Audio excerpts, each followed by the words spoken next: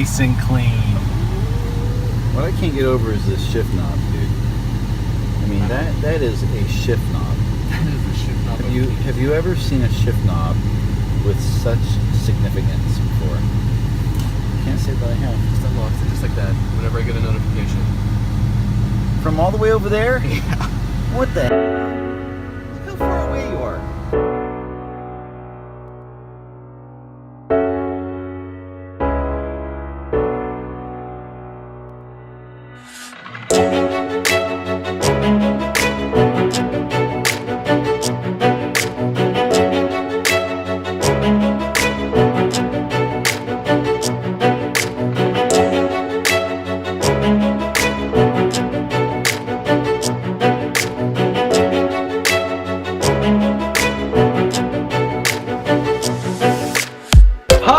Welcome back to Hooked on Speed. I'm Jeremy, the Speed Freak. This is my very good friend, one of my best friends, probably my best friend in all of Bellingham, Caleb. Happens to be an Apple Pro, an Apple Master, all things Apple, right? Yeah, I will try.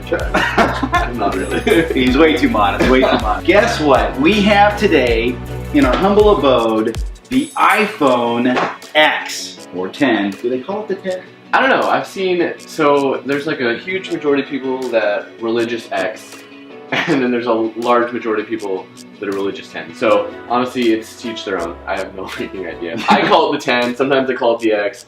Depends on what I ate for breakfast that day. So. Okay, all right. What'd you have for breakfast today? Nothing. Nothing, not a damn thing. Empty, So you're on an empty stack, we're a 10. Okay, all right, cool. So what is your favorite thing about the iPhone?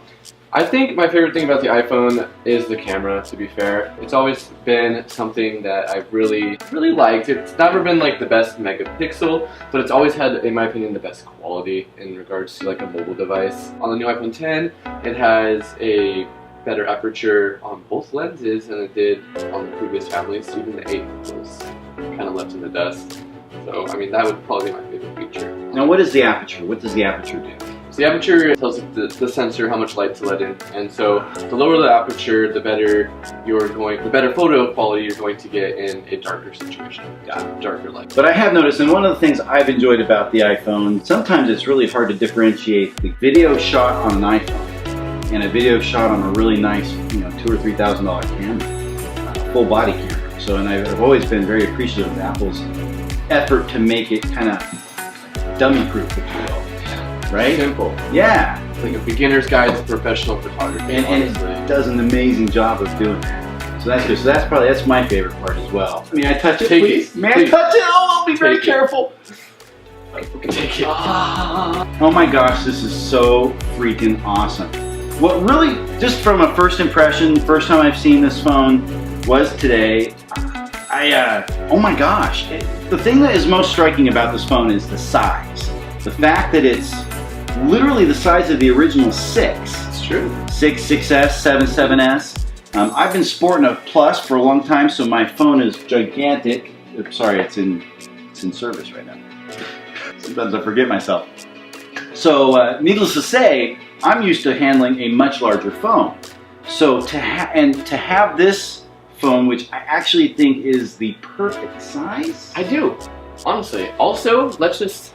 Yes. For you guys. Please. Go ahead. Oh my gosh, he's taking the cover off. No. Can I touch it? Please. But I don't want to get my fingerprints off. Okay. I think one of my favorite parts about it is how it feels. It feels like it shouldn't be anywhere else but in your hand. Dude, and it's amazing. It's like, oh my gosh, it's like, this is no exaggeration. I swear I'm not.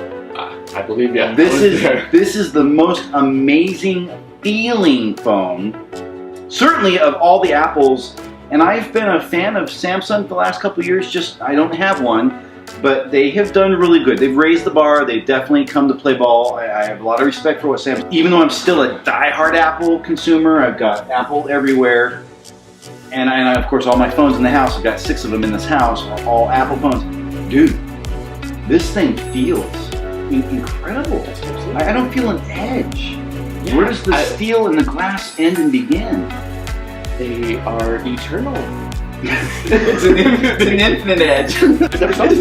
What's cool about it is, actually I've read when people complain about the bump, the camera bump. I think what they did well, because initially on 7, yeah, the bump, I think they were just kind of like, they were trying it out. Yeah. Well, with the 10, they were just like, you know what?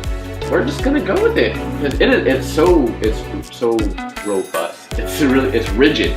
Yes. It says, yo, I got a bump. It's fine. Enjoy it, please. Yo, feel my bump. Feel my bump. Come caress my bump. I think, well, and I'm obviously a more industrial user. I use my phone literally for everything. Every single day I'll burn through battery at least twice a day. And that's on the Plus, which has got a pretty good battery in it. How's the battery life on this? So what I have found is the battery is killer, but when I'm on YouTube, it goes down, and then for whatever reason, whenever I'm like, when I surf the internet, it's not that big. But apart from that, in my day-to-day, it's great. They took the large battery and they did this weird like stacking style that they integrated on some of their new Macs.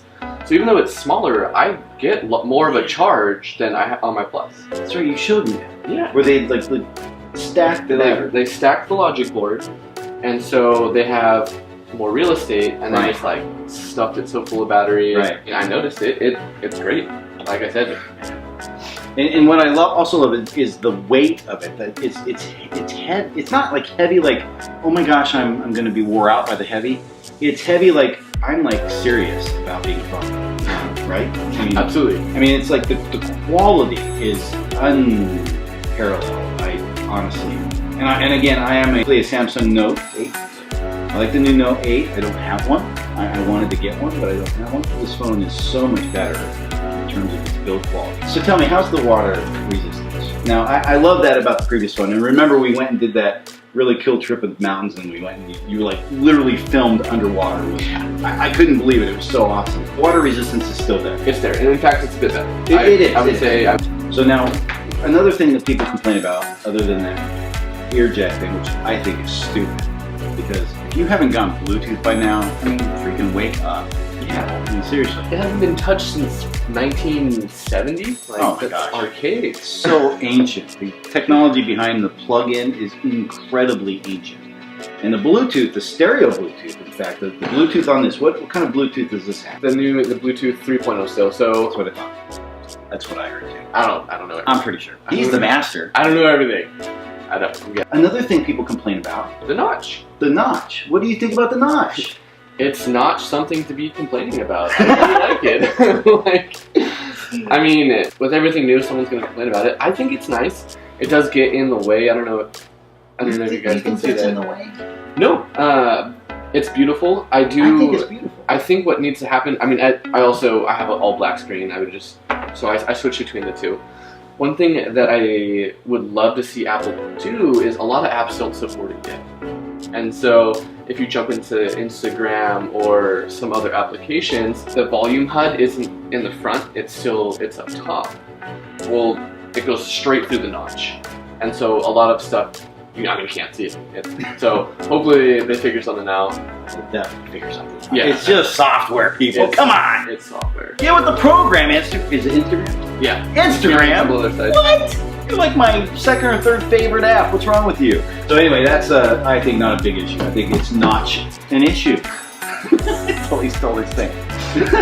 So now the one other thing, and then these are just some of the negatives I'm getting out of the way because people are just ridiculous about these negatives. The phone's freaking a rock star. Okay, it's like a Leonardo da Vinci piece, and you're like complaining about his flavor. He picked blue instead of green, or something like that. I mean, it's just stupid. It's an expression of the artist who designed this phone, or artists, because I'm sure several people are Paul's right. I can't get over how it feels. I know. I mean, literally cannot get over Ever how it feels. since I got it, I've literally been like so addicted to it. No one will text me, and I'll just like pull it out of my pocket and I like unlock it, and I just play around, and I'm like, I need this stuff. Plus, I've never like played with it. As soon as I took it out of the box, I threw it in the case. So like, this is a special treat for me as well. It's very special. So one other thing that I want to touch on, because people just are so much into hating. Why are people into hating? Just love, my friends, love. The home button.